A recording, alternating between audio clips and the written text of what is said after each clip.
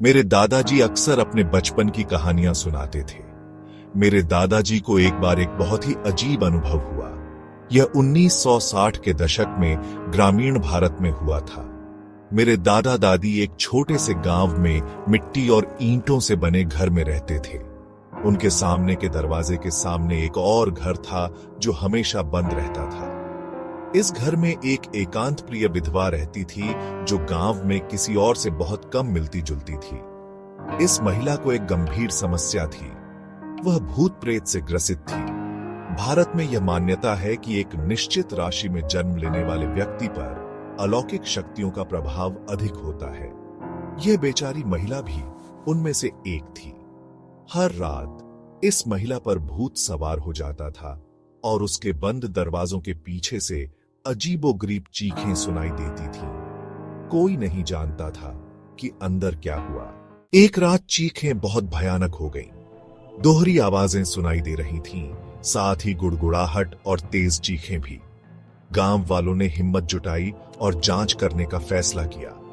उन्होंने अपनी मशालें जलाईं क्योंकि उस समय बिजली नहीं थी और वे सभी उसके दरवाजे पर इकट्ठा हो गए। इस समय चीखें और भी ज्यादा पीड़ादायक होती जा रही थी। सबसे ताकतवर ने कुछ कोशिशों के बाद दरवाजा नीचे गिरा दिया, लेकिन जैसे ही दरवाजा खुला चीखें बंद हो गईं। कहने की जरूरत नहीं कि इस समय हर कोई बहुत ज्यादा डरा हुआ था।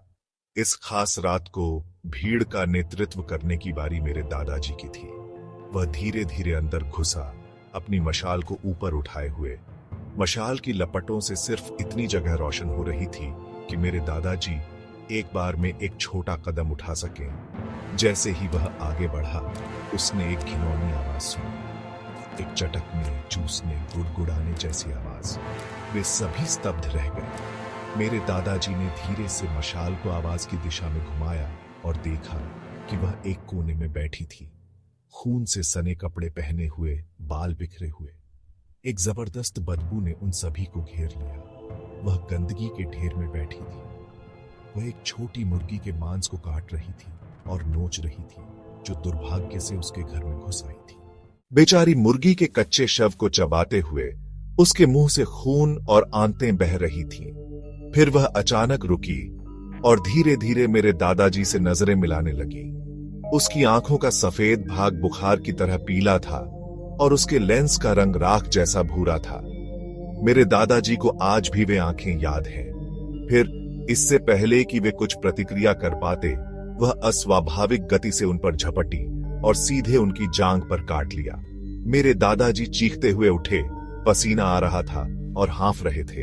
हाँ, यह एक बुरा सपना था, लेकिन यह कोई साधारण बुरा सपना नहीं था। जैसे ही मेरे दादाजी ने पानी का जग उठाया, जो वे हमेशा अपने बिस्तर के पास रखते थे, उन्हें अपनी जांघ में डंक महसूस हुआ। उन्होंने एक तेल का दीपक पकड़ा और उसे अपनी जांघ पर रखा और देखा कि काटने का निशान वहां था, स्पष्ट और हरा। कहने की जरूरत नहीं कि इससे गांव के सभी लोग घबरा गए। गांव वालों ने नकारात्मक ऊर्जा को दूर रखने के लिए पवित्र अनुष्ठान किए और उन्होंने अपने बीच भूतहा घर के साथ रहना सीख लिया। गांव वाले सूर्यास्त के बाद या घर के आसपास, यहां तक कि दिन में भी कभी बाहर नहीं निकलते थे। आखिरकार समय के साथ चीखें बंद हो गईं और महिला भी मर गई। अधिकारियों ने विधवा के आत्मक्षत विक्षत शरीर को घर से बाहर निकाला। घर को ध्वस्त कर दिया गया और जला दिया गया। आत्माओं को शांत करने के लिए पारंपरिक अनुष्ठान किए गए। मेरे दादाजी आज भी उस महिला के बारे में सोचकर कांप उठते हैं, खासकर उसकी आंखों के बारे में।